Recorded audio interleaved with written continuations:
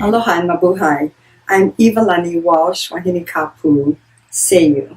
My family is the Kisang and the Palomares. My grandfather came over as the first barber to open up right outside of Schofield in 1906. Then he sent for his wife. My mother then was only 2 years old when she first came to Hawaii. I am what you call a mestiza, meaning a half-breed. My grandparents on my father's side is European, and my mother's side, of course, is Filipino.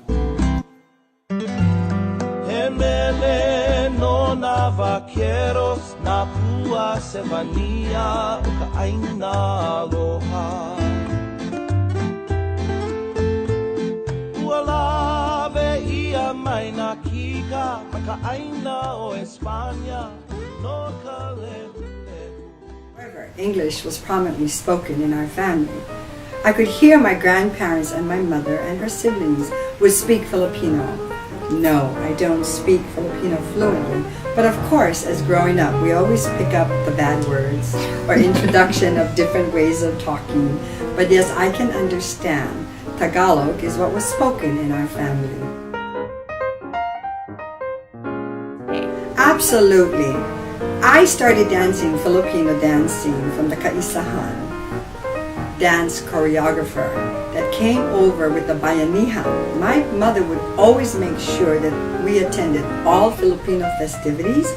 My mother was the first Miss Filipina Hawaii in 1939, but at that time it was called Miss Hawaii Commonwealth because we didn't become a state until 1959. So you see, learning the culture was extremely important in our family.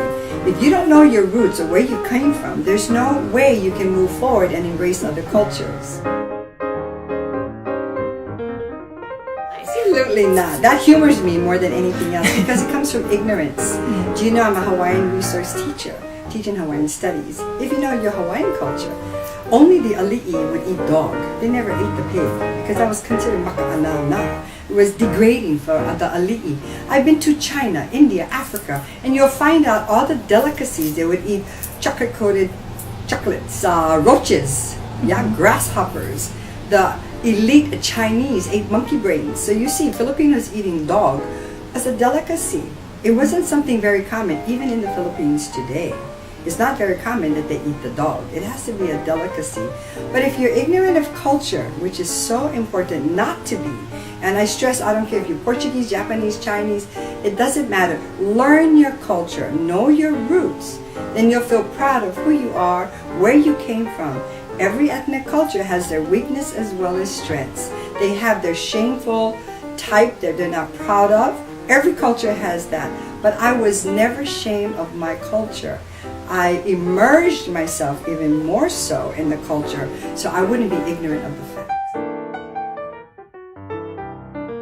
I am a very proud Filipina. And I'd like to say, and I say this, that I was raised here. I'm third generation Filipino. I was raised in Honolulu. You blink your eye, you're going to miss the whole thing. People say, what island is that? I said, I was right across Kahimohala on your way to Eva.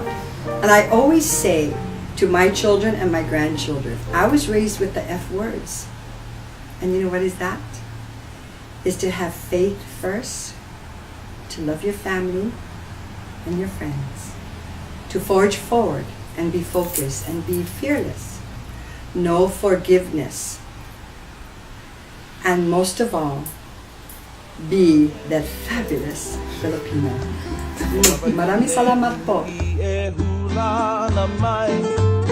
En un bonito traje de luna, en anillo no, ona peiga poli, ho pili corazón, cabajine